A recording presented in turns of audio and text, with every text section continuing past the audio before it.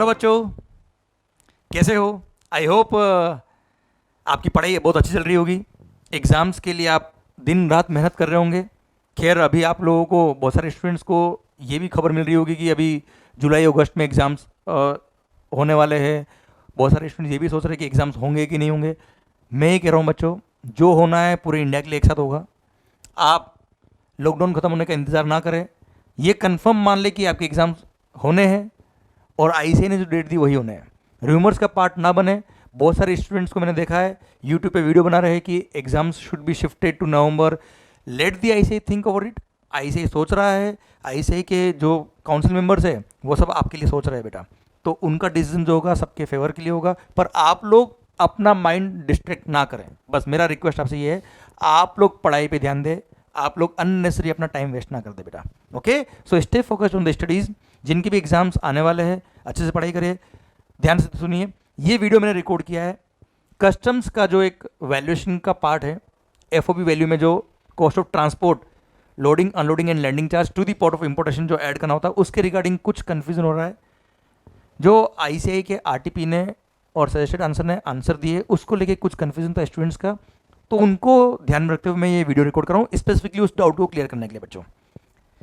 बच्चों पॉइंट ये कि क्वेश्चन ने अगर आपको इंफॉर्मेशन दे रखी, price of the goods for example $85,000 दे रखा है, फिर आपको क्वेश्चन ने इंफॉर्मेशन दी कि एक्सपोर्टर की फैक्ट्री से एक्सपोर्टिंग कंट्री तक का, आई रिपीट, एक्सपोर्टर की फैक्ट्री से एक्सपोर्टिंग कंट्री के पोर्ट तक का फ्रेट अलग से दे रखा है। एक्सपोर्टिंग कंट्री पर उन गुड्स को लोडिंग करने का कॉस्ट अलग से दे रखा है। फिर एक्सपोर्टर की फैक्ट्री से, सॉरी, एक्सपोर्टर के पोर्ट से, एक्सपोर्टिंग कंट्री के पोर्ट से इंडियन पोर्ट तक का फ्रेट अलग से दे रखा है, इंश्योरेंस दे रखा है। इन सारे केसेस में कैसे वैल्यूएशन निकलना है, कैसे आपका असेसेबल वैल्यू निकलेगा, उसके रिगार्डिंग ये पॉइंट, ये वीडियो में रिकॉर्ड कर रहा हूं बच्चों। देखना ध्यान से, स्क्रीन पे देखना, मैं आपके लिए वो एग्जाम्पल लिख रहा हूं। अच्छा, जो एग्जाम्पल मैं लिख रहा हूं वो एग्जाम्पल मैंने आपको बुक में भी दे दिया है, नई बुक में, प्लस ये एग्जाम्पल प्लस इसके रिलेटेड जो क्वेश्चंस थे आरटीपी और एमटीपी के कुछ क्वेश्चन, वो मैंने इस फाइल में मर्ज किए। मैंने एक पीडीएफ फाइल सेपरेट बनाया है। अब नई बुक में तो इंसर्ट है ही वो क्वेश्चंस और वो पॉइंट, पर इसका एक सेपरेट फाइल मैंने एक्सट्रैक्ट करके बनाया है, पीडीएफ फाइल। इसको हम हमारे टेलीग्राम ग्रुप जो आईडीटी बाय सी यशवंत मंगल है उसमें हम शेयर कर देंगे, सो दैट उसका लिंक शेयर कर देंगे, सो दैट आप सब लोग वो पीडीएफ फाइल भी आपके एंड पे देख लीजिएगा। तो ये सारे पॉइंट आपके क्लियर हो जाएंगे और डाउट हमेशा के लिए क्लियर हो जाएगा।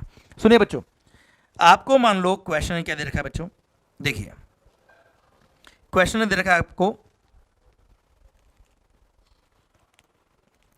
Price of the goods, price of the goods दिया है से $85,000।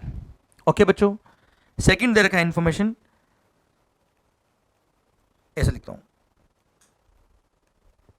एक्सपोर्टर फैक्ट्री से लेकर लोड पोर्ट, जिस पोर्ट पे गुड्स का लोडिंग हो रहा है वहां तक का फ्रेट दे रखा है। ओके, जिसको आपको समझाने के लिए मैं फ्रेट नंबर 1 लिख रहा हूं बेटा, सो दैट कंफ्यूजन नहीं हो उसके लिए। वो दे रखा है से $12,000। क्लियर। थर्ड इंफॉर्मेशन दे रखी है कि लोडिंग एक्सपेंसेस, लोड पोर्ट पर इन गुड्स को लोड कराने का एक्सपेंसेस, वो है मान लो $3,000। ओके बेटा, ये इंफॉर्मेशन आपको दे रखी है। प्लस आपको दे रखा है एक्सपोर्टिंग पोर्ट से, जिस कंट्री से एक्सपोर्ट हो रहा है, मान लो सिंगापुर से गुड्स एक्सपोर्ट होकर इंडिया में आ रहा है, मुंबई पोर्ट पे आ रहा है, तो सिंगापुर पोर्ट से इंडियन पोर्ट तक का आपको फ्रेट अलग से दे रखा है। ओके, तो ट्रीटमेंट क्या होगा बच्चों? सबसे पहली बात एफओबी का मतलब क्या होता है, फ्री ऑन बोर्ड का मतलब क्या होता है? जिस पोर्ट से गुड्स एक्सपोर्ट हो रहा है उस पोर्ट पे बोर्डिंग कराने का कॉस्ट को बोलते हैं एफओबी कॉस्ट। क्लियर। तो एफओबी 85,000 जो दे रखा हो, तो प्राइस है एक्सपोर्टर की फैक्ट्री तक का, एक्सपोर्टर की फैक्ट्री से लोड पोर्ट पे आया है, वहां लोडिंग कराया है, ये सब एफओबी का पार्ट बनेगा बच्चों। तो एफओबी की अगर हम बात करें तो FOB value of the goods कितना है बच्चों? $1 लाख हो जाएगा इन तीनों कॉस्ट को ऐड करेंगे तो। This is your FOB value. अब एफओबी है $1 लाख, एफओबी कितना आ गया बेटा? 1 लाख। अब आपको क्वेश्चन दे रखा है, क्वेश्चन गिव्स कि एक्सपोर्टिंग पोर्ट से, port of export Singapore port से, जिसको हम बोलते हैं लोड पोर्ट, जहां से गुड्स लोड हुआ है, से लेकर इंडियन पोर्ट जो मुंबई पोर्ट है मान लो, वहां तक का फ्रेट दे रखा है आपको से $10,000, क्लियर, वो ऐड हो जाएगा वैल्यू में। इंश्योरेंस मान लो अगर दे रखा है तो एक्चुअल ऐड कर देंगे, और अगर नहीं दे रखा तो ऐसे केस में 1.125% ऑफ एफओबी, मान लो नहीं दे रखा।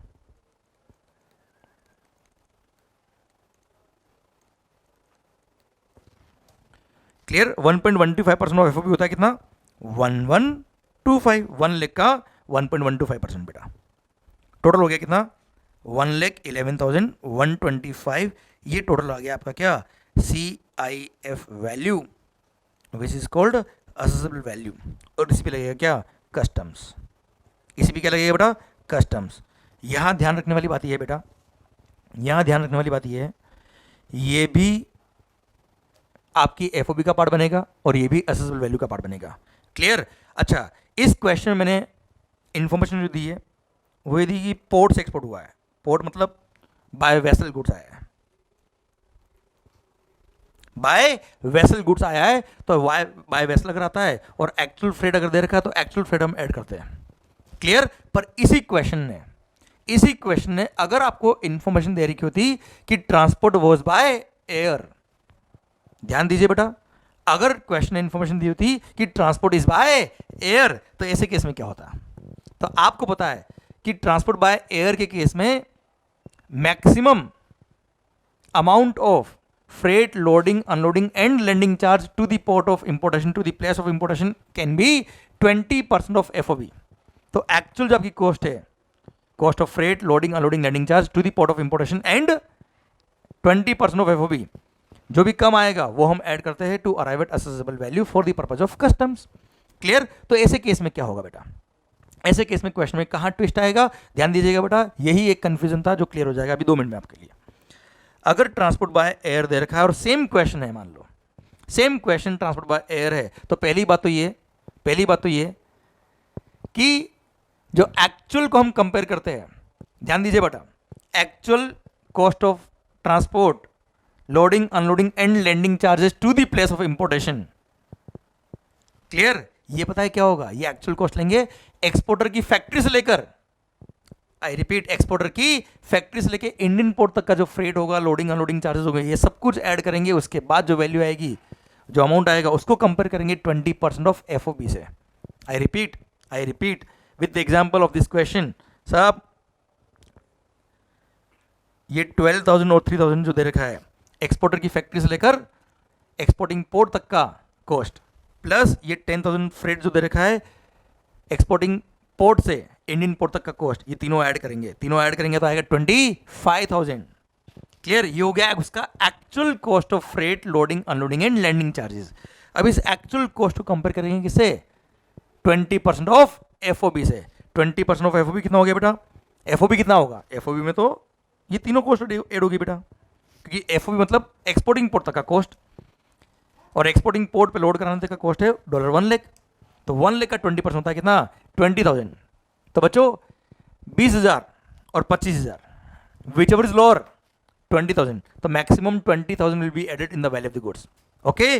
अब एक और कहानी क्या थी इसके अंदर बेटा, अब 20,000 जो ऐड करना है वो क्या चीज़ है बेटा, बताइए क्या है। 20,000 जो हमने ऐड किया है वो क्या है, total cost of freight loading unloading and landing charges to the place of importation. अच्छा, ये टोटल कॉस्ट है बेटा फ्रेट की, मतलब कहां से कहां तक का है, ये एक्सपोर्टर की फैक्ट्री से लेकर इंडियन पोर्ट तक का कॉस्ट हो गया कितना, 20,000। मतलब जो प्राइस ऑफ द गुड्स दे रखा है 85,000, ये तो प्राइस हो गया एक्सपोर्टर की फैक्ट्री का बेटा, प्लस ऐड करेंगे डायरेक्ट क्या, $20,000 बेटा। क्यों, क्योंकि 20,000 क्या है, एक्सपोर्टर की फैक्ट्री से लेकर इंडियन पोर्ट तक का कॉस्ट हो गया बेटा फ्रेट वाला। ओके, मतलब वापस से 12,000 और 3,000 ऐड करने की बात नहीं आएगी, क्योंकि वो 20,000 में ये ऑलरेडी इंक्लूडेड है। मैं यहां लिखता हूं आपके लिए आंसर, अगर ट्रांसपोर्ट बाय एयर है तो ऐसे केस में किस तरह से आंसर निकलेगा बेटा आपका। क्वेश्चन में प्राइस ऑफ द गुड्स दे रखा है आपको $85,000। क्लियर। डायरेक्ट यहां पर ऐड करेंगे आप क्या total freight loading unloading and landing charges to the place of importation, कितना बेटा, एक्चुअल एक्चुअल आया था आपका $25,000 और 20% ऑफ FOB, 20% ऑफ FOB था कितना 20,000, विच एवर इज लोअर। हाँ है ना बच्चों, क्लियर। फिर यहाँ पे ऐड होगा क्या, इंश्योरेंस। इंश्योरेंस अगर दे रखा है तो एक्चुअल लेंगे, नहीं दे रखा तो 1.125% ऑफ FOB। मान लो नहीं दे रखा है तो 1.125% ऑफ 1 लाख, 1 लाख हो जाएगा कितना 1125 बेटा। हाँ है ना बच्चों। अच्छा आपने अगर नोट किया हो तो हमने ये तीनों कॉस्ट ऐड करी, तीनों कॉस्ट ऐड करेंगे तो $1,06,125 is the CIF value which is called assessable value on which customs will be charged। बच्चों मतलब FOB निकालते वक्त तो हमने वो 12,000 और 3,000 जो कॉस्ट थी एक्सपोर्टर की फैक्ट्री से लेकर लोड पोर्ट तक की कॉस्ट, उसको हमने FOB का पार्ट बनाया बेटा। तो 85,000 जो प्राइस थी उसकी एक्सपोर्टर की फैक्ट्री तक का, उसमें ऐड किया हमने सिंगापुर पोर्ट तक की कॉस्ट को, उससे $1 लाख आ गया, $1 लाख आ गया बेटा। $1 lakh is the FOB, clear. फिर जो $20,000 जो हमने ऐड किया बेटा, ये $20,000 हमने 85,000 में ऐड किया है, क्योंकि 20,000 में ऑलरेडी एक्सपोर्टर की फैक्ट्री से लेकर एक्सपोर्टर के पोर्ट तक का कॉस्ट ऑलरेडी इसमें इंक्लूड है। 20,000 में नहीं मान लिया बेटा, क्योंकि जो 20% हमने लिया है ये कहाँ से कहाँ तक का लिया है, एक्सपोर्टर की फैक्ट्री से लेकर इंडियन पोर्ट तक का कॉस्ट है। Clear, this is the interpretation by ICAI, और ICAI इसी तरह से आंसर देना है, आपको ध्यान रखना है इस बात का बेटा। क्लियर, पक्का। तो this is the answer. Last एक और थर्ड केस में शेयर करता हूं आपसे बेटा। सॉरी, थर्ड केस, मान लो क्वेश्चन ने ये नहीं दिया कि बाय वेसल है कि बाय एयरक्राफ्ट है, क्वेश्चन ने इंफॉर्मेशन दी आपको क्या, कि प्राइस ऑफ द गुड्स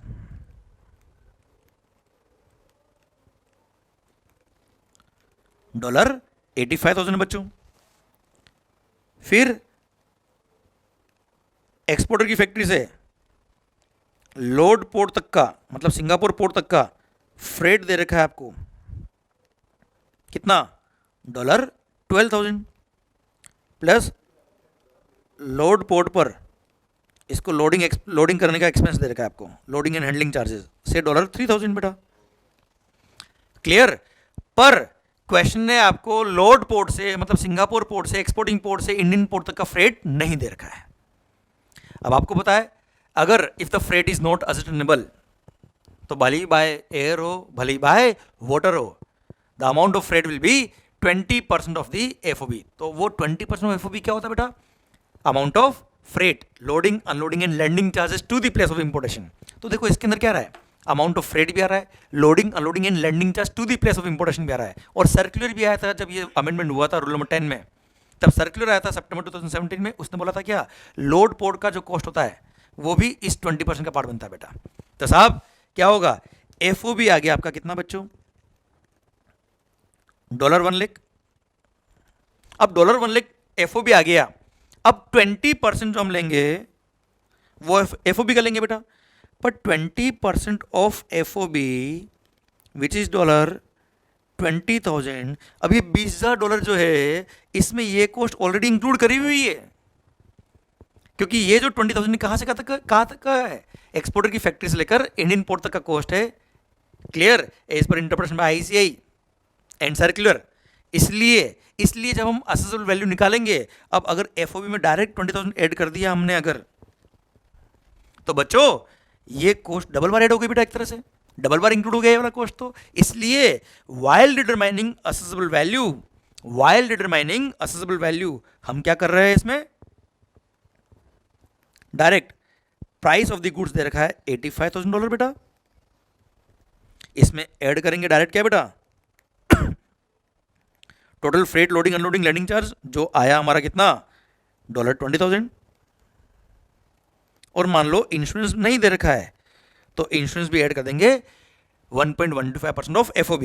तो FOB तो कितना है, 1 lakh, $1125, total 1,06,125, $1,06,125 is the CIF value which is called assessable value in case of customs on which custom will be charged।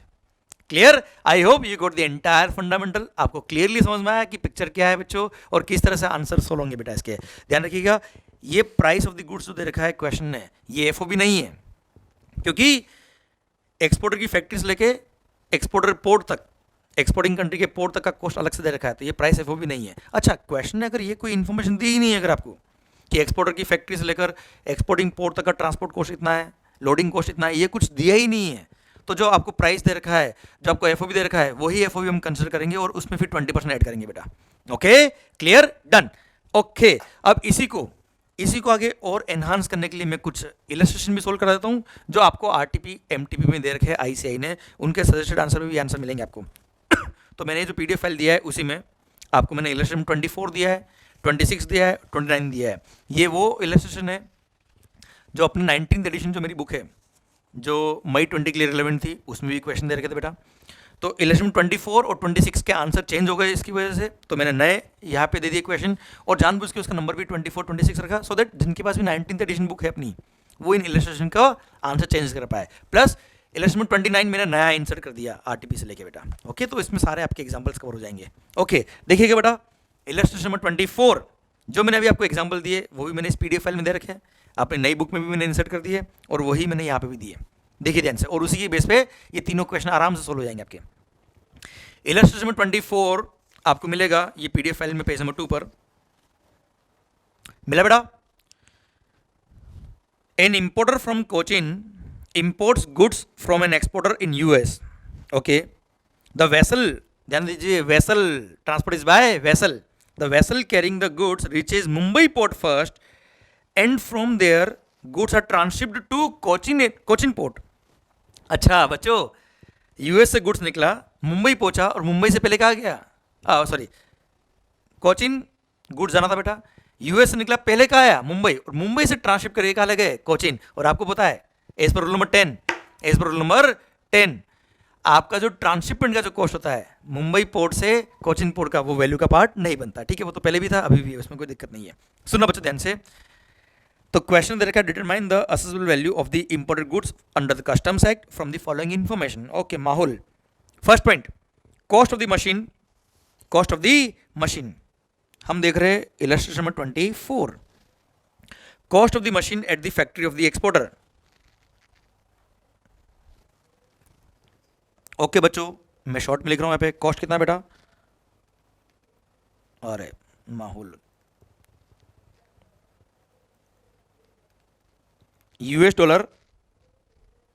$2000, then transport charges from factory of exporter to the port of shipment. बच्चों, transport charges from the factory of exporter to the port of shipment $1000, ये add करेंगे FOB निकालने के लिए बेटा। Then handling charges paid for loading the machine on the ship, कितना है $100, इसको भी ऐड करेंगे बेटा। क्लियर, राइटिंग समझ मारी है आपको मेरी? इस राइटिंग के पीछे एक रहस्य है, बताऊंगा तुम्हें ये रिकॉर्डिंग के बाद में, सुनना। Then buying commission paid by the importer add करना है क्या? नहीं, बाइंग कमीशन ऐड नहीं करते, आपको पता है rule number 10 sub rule number 1 के हिसाब से। Then freight charges from exporting country to India, अच्छा बाय वेसल है और एक्चुअल कॉस्ट दे रखा है तो हम इसको इंक्लूड कर देंगे, पर रुको अभी एफओ भी देखते क्या होती है बेटा। Actual insurance charges paid are not assessable, तो 1.125% ऑफ एफओबी, तो पहले एफओबी में और कुछ इंक्लूड होगा क्या देखते हैं हम। Charges for design and engineering work undertaken for machine in US, yes sir, आपको पता है design development and engineering charges which are incurred outside India will be added in the value of the goods to arrive at FOB बेटा। Okay, तो $5000 add होगा बेटा FOB के लिए। Unloading and handling charges paid at the place of importation, आपको पता है सितंबर 2017 में जो अमेंडमेंट हुआ था उसकी वजह से सर इंपोर्टिंग कंट्री में जो अनलोडिंग कॉस्ट होता है, हैंडलिंग चार्ज लैंडिंग चार्ज होता है, उसको इंक्लूड नहीं करते, वैल्यू में इंक्लूड नहीं करेंगे साहब, इसको ignore. Transport charges from Mumbai port to Cochin port, बताया अभी आपको रूल नंबर 10 में दिया है क्या कि ट्रांसशिपमेंट का जो कॉस्ट होता है मुंबई पोर्ट से कोचिन पोर्ट का कॉस्ट इस एग्जांपल में वो इंक्लूड नहीं होगा वैल्यू में। ओके, तो ये भी इग्नोर हो जाएगा। ओके, तो इनको ऐड करेंगे तो आपका एफओबी वैल्यू आएगा। बच्चों जल्दी बताओ एफओबी वैल्यू कितना आया, एक मिनट। कॉस्ट कितना है बेटा, कॉस्ट है बच्चों 20,000, गलती से मैंने 2000 लिख दिया बेटा। 20,000 प्लस 1,000 प्लस 100 प्लस 5,000, तो $26,100 is the FOB value of the goods. F O value हो गया 26,100। ओके, इसमें ऐड करेंगे क्या, फ्रेट चार्ज, सिंस इसमें एक्चुअल दे रखा है, बाय वेसल है, एक्चुअल दे रखा है, हमें कोई दिक्कत नहीं बच्चों, कितना है $2,000, ऐड कर देंगे। इंश्योरेंस नहीं दे रखा है, 1.125% ऑफ एफओबी, एफओबी कितना है 26,100, 26,100 into 1.125, 26,100 into 1.125% dollar, 293.625, 293.625 is the insurance cost आया है। इनको ऐड करेंगे तो जो वैल्यू आएगा वो क्या आएगा, C I F value. C I F value कितना है बच्चों, 26,100 प्लस 2,000, इनको ऐड करेंगे तो 28,393.625 is your C I F value. वही आपका क्या हो जाएगा बच्चों, असेसेबल वैल्यू। क्लियर, पक्का बच्चों। तो इसको कन्वर्ट करेंगे, फिर फॉरेन एक्सचेंज रेट दे रखा आपको, rate of exchange to be considered is ₹60, तो मल्टीप्लाई कर देंगे किससे, 60 से, तो आपका आ जाएगा आंसर क्या, 17,03,617.5, जिसको राउंड ऑफ करेंगे तो 17,03,618 is your answer final. Okay बच्चों, this is your assessable value. ये इलेक्शन में 24 खत्म होता है। अब आइए बढ़ते हम कहा, इलेक्शन में 26।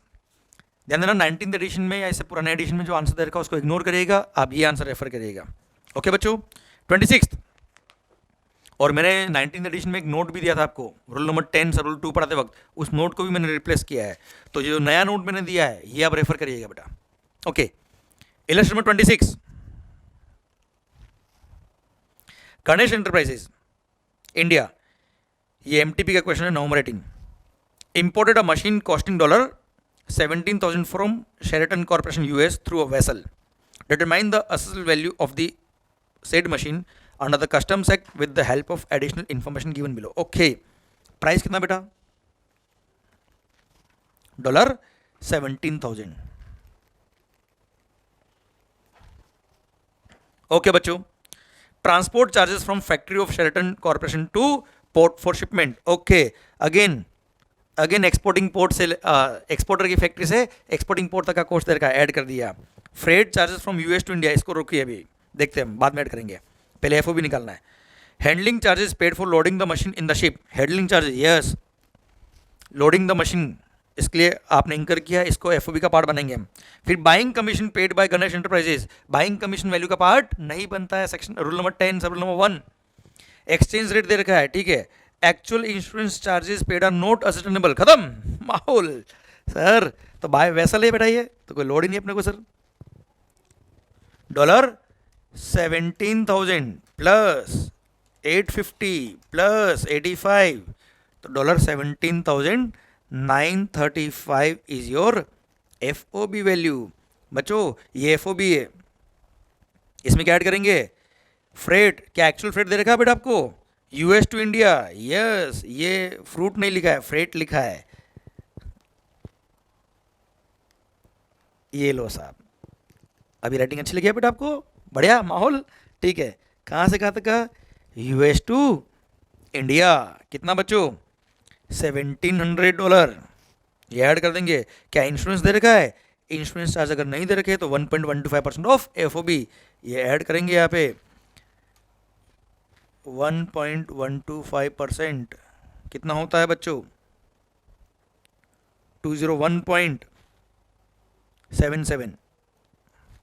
ओके साहब, ये ऐड करेंगे, जो वैल्यू आएगी वो क्या होगा आपका, सी आई एफ वैल्यू जो आएगी 19,839.77। This is your assessable value, जिसको आप सी आई एफ वैल्यू बोलते हैं बेटा। क्लियर, इंडियन पोर्ट पे अनलोडिंग का कॉस्ट अगर दे भी रखा है तो उसको हम इंक्लूड नहीं करते हैं। ओके बेटा, और इंडियन पोर्ट पे वैसे भी अनलोडिंग का इसने एक्सपेंस दे नहीं रखा है क्वेश्चन में, और दिया भी तो हम इसको इग्नोर करते हैं बच्चों। ठीक है, ये आया आपका असेसेबल वैल्यू इन डॉलर, इसको कन्वर्ट करेंगे आईएनआर में, मल्टीप्लाई बाय 60 करेंगे, जो अमाउंट आएगा that will be your assessable value in case of customs in INR। Okay बच्चों, माहौल। आइए लास्ट क्वेश्चन की तरफ बढ़ते हम। इलेक्शन 29, इसमें ट्रांसपोर्ट बाय एयर दे रखा है, तो इससे आपको पता पड़ जाएगा जो हमने एग्जाम्पल लिया वो इस क्वेश्चन में कवर हो जाएगा बच्चों, कि बाय एयर के केस में मैक्सिमम 20% क्या लेंगे बेटा। प्रोडक्ट जेड, ये 19th एडिशन में नहीं था, ये क्वेश्चन मैंने अभी इंसर्ट किया इसको। ओके, आरटीपी का क्वेश्चन अगेन, आरटीपी मई 18 वाली। Product Z was imported by Mr. X by air. The details of import transaction are as follows. Okay, by air transport किया बच्चा इसने, ठीक है। Price of Z at exporter's factory. Okay, again exporter की factory का price दे रखा है बेटा आपको, कितना, $8,500 बेटा। Okay, freight from factory of exporter to load airport. अच्छा बच्चा, आप ध्यान रखना है इसके अंदर, सिंस बाय एयर है, हमको ध्यान रखना है कि एक्सपोर्टर की फैक्ट्री से लोड एयरपोर्ट का फ्रेट अलग से दे रखा है, लोडिंग एक्सपेंस दे रखे होंगे, फिर इंडियन पोर्ट का फ्रेट अलग से दे रखा होगा। तो हमको FOB के लिए तो हम लोड पोर्ट तक का कॉस्ट लेंगे, पर 20% निकालते वक्त हम टोटल फ्रेट को कंपेयर करेंगे किससे, 20% से। इसलिए इसका वर्किंग थोड़ा अलग तरीके से करिएगा।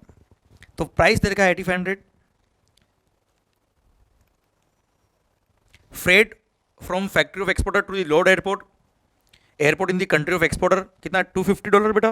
तो मैं इसको फ्रेट 1 लिख रहा हूं अभी आपके लिए, $250 बेटा। Loading and handling charges at the load airport, again $250 बेटा। लोडिंग एक्सपेंसेस, ये FOB का पार्ट बनेगा बच्चों। फिर freight from load airport to the airport of importation in India दे रखा है 4500 बेटा। तो मैं यहाँ पे आपकी कन्वीनियंस के लिए समझाने के लिए जस्ट शॉर्ट पे लिखने के लिए 4500 यह लिख रहा हूं मैं साहब, फ्रेट 2। ये जो राइटिंग बार बार गड़बड़ हो रही है, इसका भी एक राज आपको बताऊंगा मैं, रुकिए आप, अभी रुको, आप पढ़ो एक बार। तो टोटल फ्रेट हो गया कितना, टोटल फ्रेट मैं यहां लिखता हूं, total freight loading unloading and landing charges, loading unloading and landing charges कितना बच्चों, $5000। क्लियर। अब बच्चों ये हो गया total freight loading unloading and landing charges to the place of importation. Clear. पर ट्रांसपोर्ट बाय एयर अगर होता है तो this can not exceed 20% of FOB। तो पहले आपको FOB निकालना पड़ेगा, तो आप वर्किंग नोट में पहले FOB निकालिएगा। तो FOB के लिए बच्चों 8500 प्राइस है, प्लस एक्सपोर्टर की फैक्ट्री से लोड एयरपोर्ट तक का फ्रेट, प्लस एक्सपोर्टिंग पोर्ट पर उसको एक्सपोर्टिंग एयरपोर्ट पे लोड करने का कॉस्ट जो 250 दे रखा है बेटा। तो 8500 प्लस 250 प्लस 250, तो आपका आएगा $9000 इज द FOB बेटा।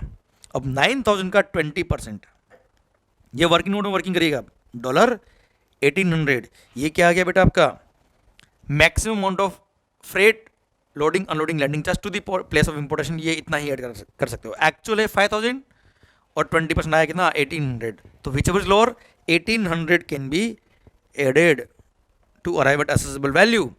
क्लियर। अब ध्यान देना बेटा, इस 1800 में ये मान के चलो आप कि 250 और 250 ऑलरेडी इंक्लूड किया हुआ है, इसलिए इसको वापस से डबल टाइम ऐड नहीं करना। तो इसलिए आपको जो प्राइस दे रखा है 8500, उसमें डायरेक्ट ऐड करेंगे क्या, 1800।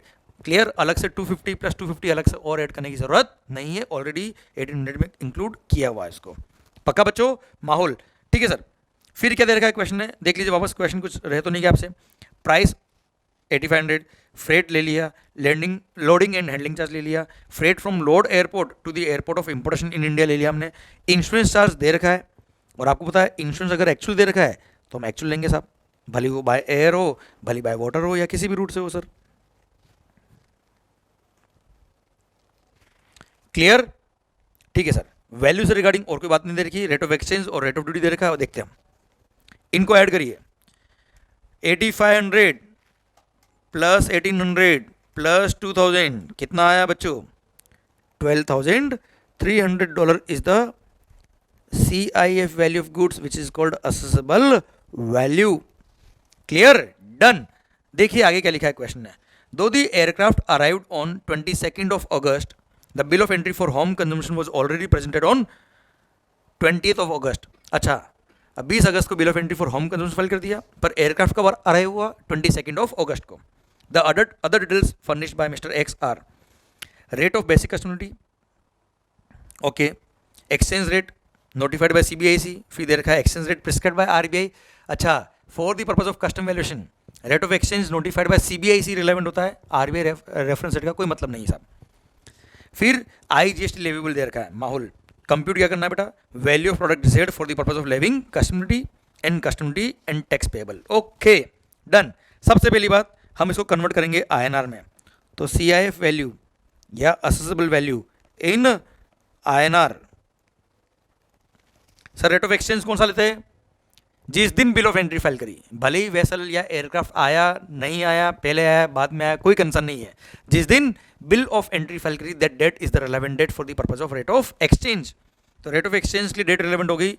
आपने बिल ऑफ एंट्री कब फाइल करी बेटा, 20th of अगस्त को, तो 20th अगस्त को रेट ऑफ एक्सचेंज सीबीआईसी वाला कितना था बेटा, 20th August rate of exchange CBIC वाला ₹60 पर डॉलर, तो ₹60 पर डॉलर के हिसाब से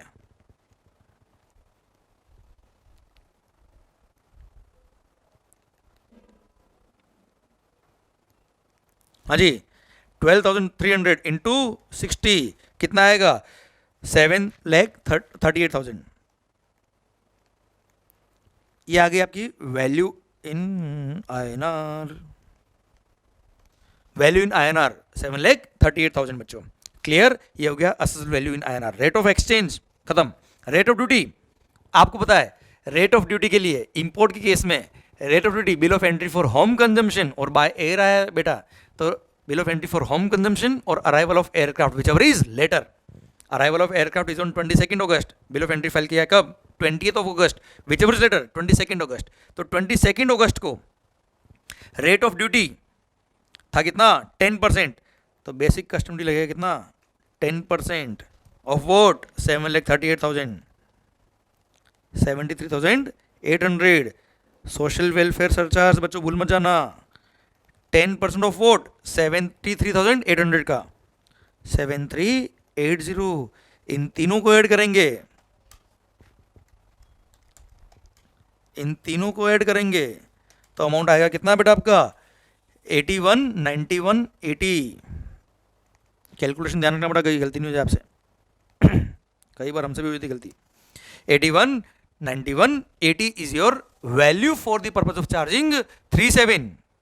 क्लियर, इस अमाउंट पे लगेगा क्या, 37 क्या है बेटा, आईजीएसटी। पर आईजीएसटी का रेट ऑफ टैक्स भी कब का लेंगे, 22 अगस्त का। 22 अगस्त का आईजीएसटी का रेट कितना बेटा, 12%। तो साहब इस पर 12% आईजीएसटी लगा देना, मल्टीप्लाई बाय 12%, 98,301.6। मैं यहाँ लिख रहा हूँ साइड में बेटा आपके लिए, ऊपर लिख देता चलो,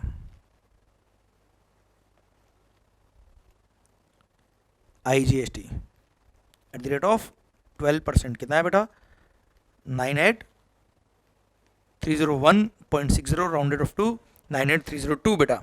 हाँ है ना बेटा, क्लियर। और सर इन टोटल ड्यूटीज़ को, ड्यूटी ये दोनों हो जाएगी बेटा आपकी, प्लस ये टैक्स, ये अमाउंट ऐड करेंगे तो टोटल ड्यूटी एंड टैक्स आ जाएगा आपका बेटा। Clear, done. तो मतलब कंक्लूजन ये है कि rate of exchange, rate of duty में तो कोई डाउट नहीं था बेटा। मेन पॉइंट था कि freight from exporter factory to exporter port and वहाँ से इंडियन पोर्ट और एक्सपोर्टर पोर्ट पे लोडिंग कॉस्ट, इनका क्या ट्रीटमेंट करना है। आई होप पूरा अच्छे से समझ में आया बच्चों। हाँ है ना बेटा, क्लियर, अच्छे से पढ़ो। आई होप क्लियर हो गया पूरा पॉइंट आपको। अब शायद कोई कंफ्यूजन नहीं रहेगा आपके एंड पर बेटा। ओके बच्चा, अच्छे से पढ़िए, ऑल दी बेस्ट। खास बात आप सबके लिए बता देता हूँ मैं, नवंबर 20 एग्जाम्स के लिए, सीए फाइनल नवंबर 20 एग्जाम्स के लिए कस्टम्स में कोई अमेंडमेंट नहीं है। जी हाँ, जैसा कि मैंने आपको लगभग 20 से 25 दिन पहले एक वीडियो रिकॉर्ड करके बोला था सबको कि इस बार बहुत ज़्यादा अमेंडमेंट नहीं है। नवंबर 20 के लिए कुछ रूमर, कुछ बच्चे कह रहे थे कि सर इस बार तो 2 फाइनेंस एक्ट एप्लीकेबल हो गए, इस बार बहुत सारे अमेंडमेंट है। कुछ भी नहीं है बच्चों, क्लियर। आप इस टाइम पे परेशान ना होइए, खुश रहिए, मस्त रहिए। बस ये एक अपडेट था, आईसीए ने जो इंटरप्रेशन दिया था उसके अकॉर्डिंग जो मैंने आपको चेंज बताना था वो बता दिया मैंने। भाई कोई चेंज नहीं है। अच्छा, एफटीपी में भी कोई चेंज नहीं है।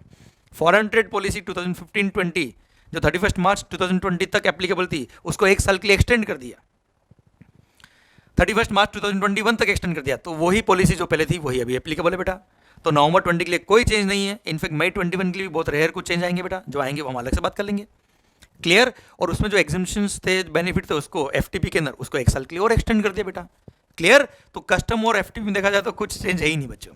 ये बस 31 मार्च 2020 तक जो बेनिफिट था एफटीपी में उसको 31 मार्च 2021 तक कर दिया। बस ये चेंज है, एफटीपी में कोई चेंज नहीं है। और एक ये इंटरप्रेशन का इशू था आईसीआई के क्वेश्चंस को लेके, तो वो भी मैंने सोल्व करा दिया, भाई कोई चेंज नहीं। और हाँ, जीएसटी में भी जहाँ अमेंडमेंट थे हमने सारे कवर कर लिए, वो भी बहुत ज़्यादा चेंज नहीं थे बच्चों, ठीक है। और मैं तो कह रहा हूँ लाइफ में कभी भी अमेंडमेंट आते हैं तो amendments are just interpretation of the law, amendments are just improvement in the law. Clear. GST में मेजोरिटी ऑफ द अमेंडमेंट होता है क्लेरिफिकेटिव नेचर के। लॉ नया नया आया है, उसको क्लेरिफाई करने में, उसको प्रैक्टिकली अप्लाई करने में जहाँ इशू आते हैं उसको क्लेरिफाई करता है बोर्ड। क्लियर। तो परेशान नहीं हुई, अच्छे से पढ़िए, मस्त रहिए sir. Okay, thank you so much, all the best. एक और बात मैं आपको बता रहा था बेटा, इस टाइम को वेस्ट नहीं करिए। देखो बच्चों, जिनको काम नहीं करना होता है उनके लिए 100 बहाने हैं, और जिनको काम करना होता है उनके लिए 100 रास्ते तैयार होते हैं बेटा। एक छोटा सा एग्जाम्पल देता हूँ बेटा। मैं अभी मैं मुंबई नहीं हूँ, मैं अपने होम टाउन, इनफैक्ट उदयपुर भी नहीं, उदयपुर से भी लगभग 55 किलोमीटर के आसपास है फतेहनगर, मैं वहाँ से बिलोंग करता हूँ। इट्स अ टाउन, बहुत अच्छा टाउन है सर। और आपको पता है जहाँ के लोग अच्छे होते हैं वहाँ टाउन भी अच्छा होता है, तो आप समझ रहे हो मैं क्या कह रहा हूँ। तो मेरा पॉइंट आपसे ये है, अब देखिए मैं यहाँ पर हूँ, लॉकडाउन पीरियड चालू हुआ तब से यहाँ पे हूँ मैं 20 मार्च को आ गया था मैं। अब मेरे साथ चैलेंज ये था कि नया रिकॉर्डिंग करना है, कैसे करें। तो एक एक्सक्यूज तो ये था कि लॉकडाउन है, कुछ ना हो पाएगा। हमने यहाँ पे, अब जिसको काम करने की इच्छा होती है, मैं एक एग्जाम्पल बता रहा हूँ कि आप इस तरह के विलनेस रखिएगा हमेशा। हमारा पूरा रिकॉर्डिंग हो चुका है, नया बैच का जितने भी अमेंडमेंट थे सारे रिकॉर्ड हो गए हैं, अमेंडेड लेक्चर हमने अवेलेबल भी करा दिया बच्चों को। अब बच्चों यहाँ हमने क्या जुगाड़ लगाया, मेरा घर है एक और 2 घर है यहाँ पे, दूसरे घर में एक रूम को हमने स्टूडियो में कन्वर्ट किया। यहाँ पे एक टैलेंटेड भैया है जिसको हम प्यार से सिट्टू भैया कहते हैं। तो सिट्टू भैया ने ये रिकॉर्डिंग किया है पूरा, पहली बार उन्होंने क्रोमा ट्राई किया, सक्सेसफुल हुआ ये क्रोमा रिकॉर्डिंग जो होता है वो। हमने सब कुछ पूरा सेटअप यहाँ तैयार कर लिया। अब जब हम रिकॉर्डिंग करने लगे तो ये जो पेन होता है हमारा जिससे हम स्क्रीन पे लिखते हैं, जैसे ही मैंने लिखना चालू किया सब कुछ सेटअप सब रेडी, इसमें एक सेल लगता है छोटा सा, ये सेल बंद हो गया, खत्म। ये सेल ऐसा है जो कहीं अवेलेबल नहीं है, और लॉकडाउन की वजह से कुरियर वगैरह सब बंद है, ऑनलाइन सब बंद हो गया, ये कहीं से भी अवेलेबल नहीं हो रहा है। इसके लिए हमने 2-3 दिन तक सब तरफ पता कर लिया, नहीं मिल पा रहा था। हमने बोला पेन मंगा लो साहब, पेन भी नहीं मिल पा रहा था, लॉकडाउन की कंडीशन बहुत ख़राब थी। एट दी एंड हमने क्या किया बच्चों, मैं बताता हूँ आपको। चाहिए था हमको ये वाला सेल, मेरे को मिला ये वाला सेल। देखिए साहब, अब क्या किया हमने इस सेल के पीछे लगाया एल्यूमिनियम फॉइल। जी हाँ, एल्यूमिनियम फॉइल लगा के हमने इस पेन को कनेक्ट किया। देखिए ये रहा एल्यूमिनियम फॉइल, इसके अंदर ये रहा वो सेल। ये सेल के पीछे एल्यूमिनियम फॉइल कनेक्ट किया तो इसका जो करंट होता है वो पास हो जाता है। हमने इस तरह से इस सेल का जुगाड़ बिठाया, इस सेल को कनेक्ट किया और ये पेन रेडी। थोड़ा सा डिस्टर्ब होता है नो डाउट लिखने में, जो फ्लुएंसी से चलता है उस फ्लुएंसी से नहीं चला, पर हाँ अल्टीमेट काम हो गया है बच्चों। तो आप जो देख रहे हो राइटिंग थोड़ा सा गड़बड़ होता है, कहीं पे कुछ मार्क हो जाता है, थोड़ा सा सेंसर में फ़र्क आता है इसका। मेरा पॉइंट आपसे ये, लॉकडाउन चल रहा है, सब तरफ कुछ ना कुछ परेशानी है, पर आपकी अगर विल पावर स्ट्रॉन्ग है तो आप कोई ना कोई जुगाड़ बैठा के काम कर सकते हो। तो sir instead of giving excuses, कोशिश करो आप अपने काम के लिए फोकस रहे, अपनी पढ़ाई अच्छे से करें।